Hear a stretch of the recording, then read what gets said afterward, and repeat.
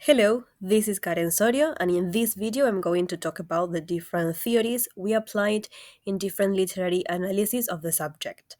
These are structuralism, narratology, and postcolonialist theories. The first one is structuralism. Structuralism is an intellectual movement that emerged in France in the 1950s. It suggests that things cannot be understood in isolation, but only in relation to the larger structures of which they are part. It focuses on the relationships between elements within a system and how they give a particular meaning in that system. As to the main representatives of the movement, we can find Ferdinand de Saussure, Claude Lévi-Strauss, and Roland Barthes. Saussure, the father of modern linguistics, made significant contributions to structuralism. He introduced the concept of the signifier, the physical form of a sign, and the signified, the mental concept or meaning associated with a sign. Saussure emphasized that the meanings we give to words are purely arbitrary, and that these meanings are maintained by convention only. Claude Lévi-Strauss extended structuralism to anthropology and cultural analysis. He proposed that human cultures are structured by binary oppositions, such as nature, culture, or raw, cooked. Lévi-Strauss argued that these oppositions form the basis of meaning and are present in myths, rituals, and cultural forms. Roland Barthes, a prominent semiotician, contributed significantly to the field. He focused on the analysis of signs in various cultural texts, including literature.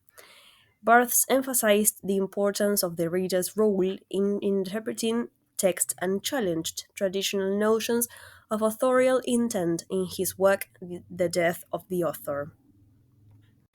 Structuralism also introduced the concept of semiotics, which is understood as the study of how meaning is created and understood within structural systems.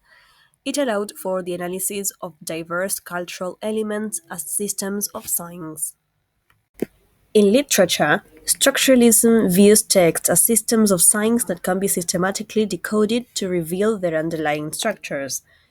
This approach allows for a deeper understanding of how narrative elements like plot, character, and setting functions within broader structural framework, revealing how meaning is produced through their interrelations. Now we move on to narratology, which is the study of narrative structures. It originated from structuralism and has become an independent discipline focused specifically on the narrative aspects of a text. Its aim is to understand the nature of story as a concept and a cultural practice, rather than just interpreting individual stories. The main representatives of narratology are Aristotle, Vladimir Prop, and Gerard Genet. Aristotle identifies character and action as the essential elements in a story. The character must be revealed through action and through aspects of the plot.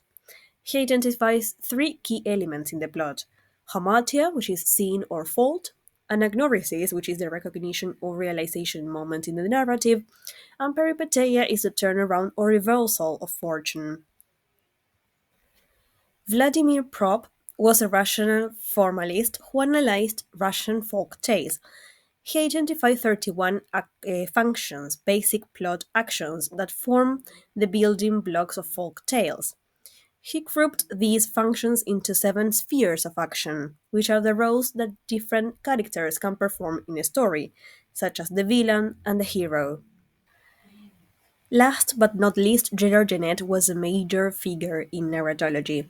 He analyzed how stories are told rather than what is told. He broke narrative into six key categories: mood, vocalization, voice, time, framework, and speech. Narratology in literature is important in order to understand characters, narrator, vocalizer, and narrating agent, which help shape the narrative. The next and last theory is postcolonialism, which is a movement that emerged in the 1980s and analyzes the cultural dimension of colonialism and imperialism. It explores concepts such as identity, race, and cultural hybridity, as well as the politics of the representation and othering. Western values and traditions of thought and literature are also taken into account. The main representatives of the movement are Edward Said, Gayatri Spivak, and Homi Bhabha. Said's concept of Orientalism highlights how the West constructed a stereotypical Orient as its other, demonstrating the entanglement of knowledge, power, and domination.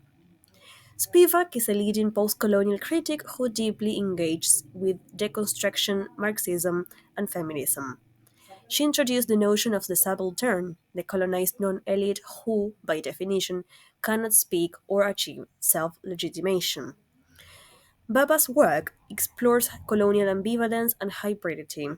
He argues that colonial mimicry, where the colonized is forced to imitate the colonizer, produces subjects who are almost the same but not quite. The application of post-colonialism in literature serves to get a better understanding of colonial powers, recognizing dominant imperialist perspectives, and identifying concepts such as hybridity and doubleness in narrative texts. That's all for now. Thanks for watching.